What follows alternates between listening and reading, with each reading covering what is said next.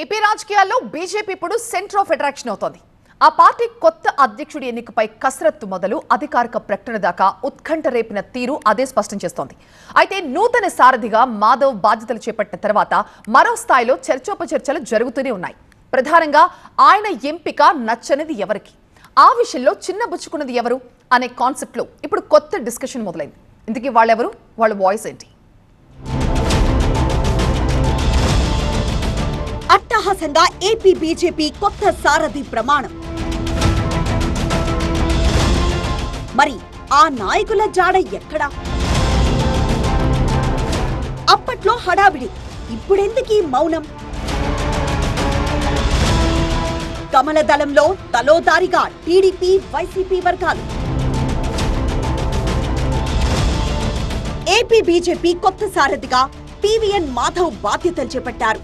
అట్టహాసంగా జరిగిన ప్రమాణ స్వీకారోత్సవంలో పార్టీ అతిరథులంతా పాల్గొన్నారు. కొత్త అధ్యక్షుడికి అభినందనలు తెలియజేస్తూనే పార్టీని బలోపేతం చేసేందుకు ఎలా ముందుకెళ్లాలి అనే విషయంలో వక్తలంతా భారీ ప్రసంగాలే చేశారు. కూటమిగా ముందుకెళ్తూనే పార్టీని సొంతంగా బలపడేలా చేస్తామని, అంతా కలిసికట్టుగా ముందుకు సాగుతామని నూతన అధ్యక్షుడు పీవీఎన్ మాధవ్ సైతం ధీమా వ్యక్తం చేశారు. గతంలో వెంకయ్య నాయుడు గారు చెప్పేవాడు, ఒక చేతిలో జెండా, ఇంకో చేతిలో ఎన్డీఏ ఎజెండా. తప్పనిసరిగా ఆంధ్ర ప్రాంతంలో ఇవాళ కూటమి ప్రభుత్వం ఉంది. ఒక చేతిలో బీజేపీ జెండా, ఇంకో చోట్లో కూటమి ఎజెండాని రాష్ట్రంలో మనం పారదర్శకంగా తీసుకెళ్లాల్సిన అవసరం ఉంది. ప్రజలు కూటమి పట్ల ఎటువంటి విశ్వాసాన్ని నెలకొల్పారో ఆ విశ్వాసాన్ని ముందుకు తీసుకెళ్లే ప్రయత్నం మనం తప్పనిసరిగా చేయాలి. అధ్యక్షుడి ఎంపిక పూర్తయింది. ప్రమాణ స్వీకారము అట్టహాసంగా జరిగింది. కొత్త బాస్ ను అంతా అభినందించారు. అందరూ సలహాలిచ్చారు. అయితే మొదటి నుంచి పార్టీలో ఇతర పార్టీలకు వాయిస్లుగా ఉన్న కొందరు నేతల తీరే ఇప్పుడు చర్చనీయాంశంగా మారింది. చాలా రోజులుగా ఏపీ బీజేపీలో టీడీపీ అనుకూల నేతలు, వైసీపీ అనుకూల నేతలు ఉన్నారనే ప్రచారం జరుగుతోంది. ప్రో టీడీపీ నాయకులు చంద్రబాబుకు అనుకూలంగా, ప్రో వైసీపీ నేతలు జగన్ కు అనుకూలంగా వ్యవహరిస్తారనే ముచ్చట కూడా కాషాయ వర్గాల్లో వినిపిస్తోంది. ఇప్పుడు బీజేపీ, టీడీపీ, జనసేనలతో కూడిన కూటమి ప్రభుత్వం అధికారంలో ఉంది కాబట్టి వైసీపీ అనుకూల వర్గం గురించే ప్రస్తుతం చర్చ జరుగుతోంది. ఆ వర్గానికి చెందిన నేతలు గతంలో మాదిరి యాక్టివ్ గా ఉండడం లేదని తెలుస్తోంది. కొత్త అధ్యక్షుడి బాధ్యతల స్వీకరణ కార్యక్రమంలో వారి జాడ కనిపించలేదనే టాక్ నడుస్తోంది. నిజానికి బీజేపీలో అలాంటి పరిస్థితులకు ఆస్కారం ఉండదనే అభిప్రాయం ఉంది.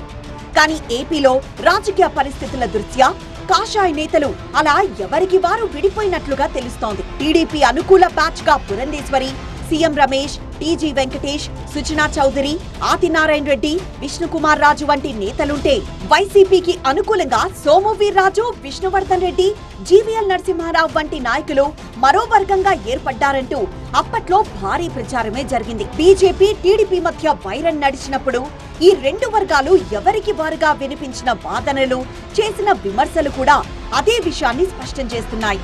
ఎమ్మెల్యే విష్ణుకుమార్ రాజైతే అప్పట్లో బీజేపీ నుంచి టికెట్ దక్కకపోతే టీడీపీలో చేరి పోటీ చేసేందుకు కూడా సిద్ధమయ్యారనే ప్రచారం జరిగింది. ఇలా రాజధాని అమరావతి మొదలు కీలక అంశాలపై భిన్న వాదనలే వినిపించారు నేతలు. అప్పట్లో పరిస్థితులకు అనుకూలంగా టీడీపీపై తీవ్ర స్థాయిలో విమర్శలు గుప్పించింది బీజేపీలోని వైసీపీ అనుకూల వర్గం. విష్ణువర్ధన్ రెడ్డి, జీవీఎల్ నరసింహారావులు ఆ విషయంలో ముందు వరుసలో ఉండేవారు.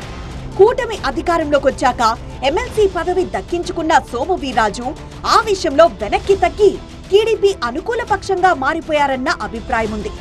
ప్రస్తుతం రాష్ట్ర పార్టీ అధ్యక్షుడిగా బాధ్యతలు చేపట్టిన పీవీఎన్ మాధవ్ అప్పట్లో అటు టీడీపీ కాదు, ఇటు వైసీపీ కాదు అన్నట్లుగా న్యూట్రల్ స్టాండ్ మెయింటైన్ చేశారు. ఆర్ఎస్ఎస్, హిందుత్వం లాంటి బ్యాక్గ్రౌండ్ల కారణంగా కీలక బాధ్యతలు దక్కించుకున్నారు. కాషాయ దళంలో ప్రో వైసీపీగా వ్యవహరించిన విష్ణువర్ధన్ రెడ్డి, జీవీఎల్ నరసింహారావులు ఇప్పుడు సడన్ గా సైలెన్స్ మెయింటైన్ చేస్తూ ఉండడమే చర్చనీయాంశమవుతోంది. అంశమేదైనా పార్టీ తరపున అనర్గళంగా మాట్లాడే ఈ ఇద్దరు నేతలు కొత్త అధ్యక్షుడి ఎంపిక తర్వాత మౌనమే సమాధానం అన్నట్లుగా వ్యవహరిస్తున్నారు. అధిష్టానం నిర్ణయమే ఫైనల్ అంటూ జీవీఎల్ మమ అనిపించేసిన విష్ణువర్ధన్ రెడ్డి మాత్రం అత్తాపత్తా లేకుండా పోయారు.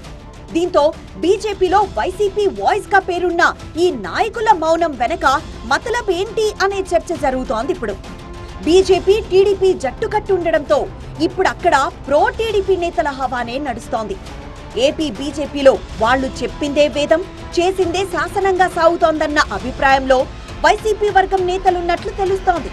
అందుకే మనది కాని టైంలో కామ్గా ఉండడమే మంచిదన్న ఆలోచనలో ఇలా వ్యవహరిస్తున్నారనే ముచ్చట కాషాయ వర్గాల్లోనే వినిపిస్తోంది.